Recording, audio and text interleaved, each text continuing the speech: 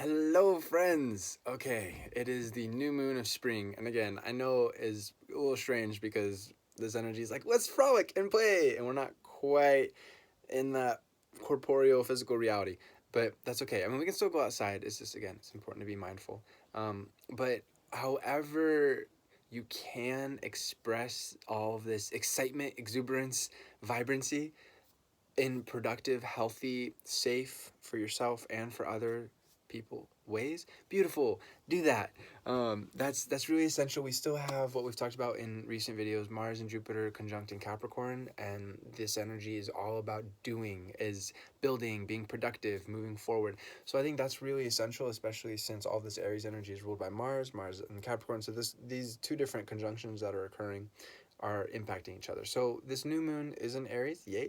This is happening for the next 2 days.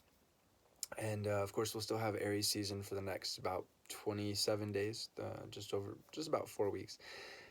And I think that for today and tomorrow, the one of the biggest things is to stay calm, to stay relaxed. Obviously, that's important throughout this situation. But especially with Mercury and Pisces conjunct Neptune, it's so interesting. Like every energy, there's a spectrum. And I think this is an energy that I think and specifically because we have Neptune and Mercury in Pisces at the same time, the spectrum's extremes are kind of more than the usual. It's kind of hard to see off camera, but it's a lot. It's a lot, right? On the one hand, people can be more go with the flow, spiritual. And by the way, this is all about awareness, so I'm not saying like, oh god, I'm stuck on this part of the extreme. Never. Or this part of the spectrum. Never. With in any situation, with any energy, we all have the ability to be aware and to, with that awareness, practice mindfulness, reaching for the higher end of the spectrum, of even knowing is what is the higher end of the spectrum with this energy or whatever.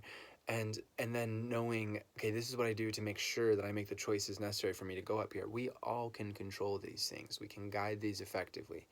Um, and it's just about a matter of practice, and a matter of awareness. So yay, the awareness part, you're already doing great. Yay, yay, yay. The practice part is just moving forward from this just one step at a time, every breath, every moment of every day. And not in a paranoid way, like, am I doing it right? No, it's cool. If you stumble, it's fine. The most important thing is to just be willing to right yourself, to correct yourself, and not in any kind of punishment way or anything like that.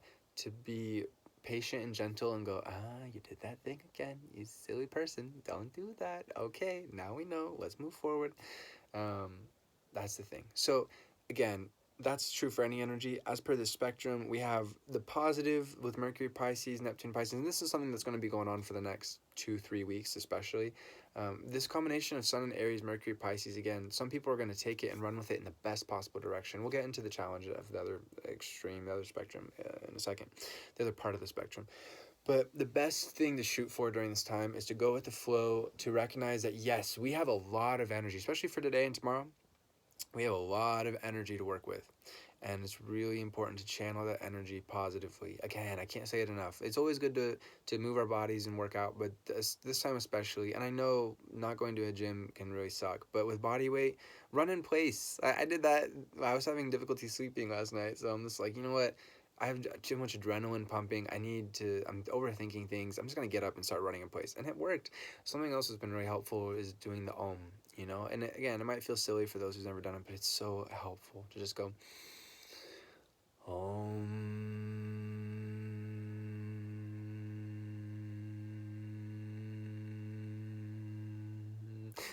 until you run out, and then you go oh, and it really does. It changes our mind's frequencies. It helps us to be able to calm ourselves down, our mind, our heart, our body.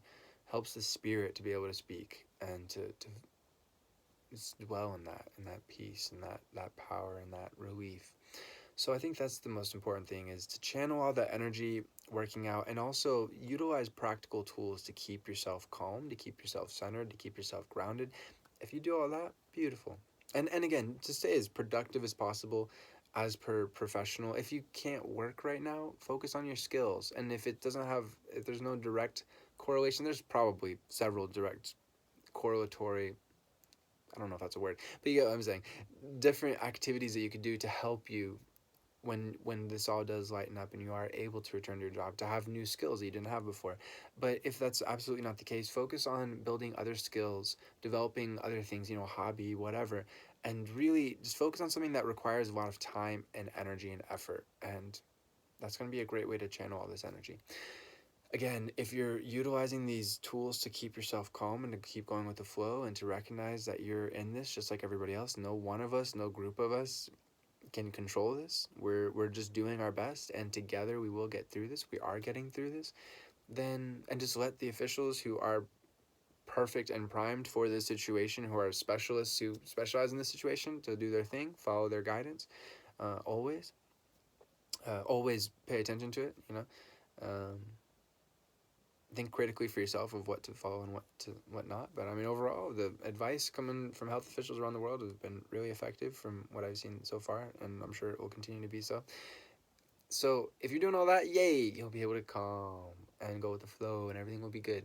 And then we have the other end of the spectrum, and it's always good to be mindful of these things. I know some people are like, no, don't even tell me about that. And it's like, we need to know what it is. It doesn't mean like we'll make it more likely. Actually, we'll make it less likely to go into that end of the spectrum if we know what it is, and like, oh, we're starting to go that way. Like, we need to know. Knowledge is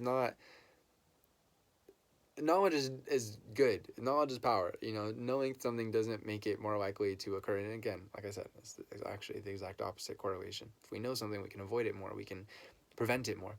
So the other end of the spectrum is the Aries energy being too impulsive, the Mercury energy in Pisces, especially over the next couple of weeks when it's conjunct Neptune, to worry and to blow things out of proportion and to just, this is like a really subconscious dredging time. All of us, our subconscious is coming to the foreground.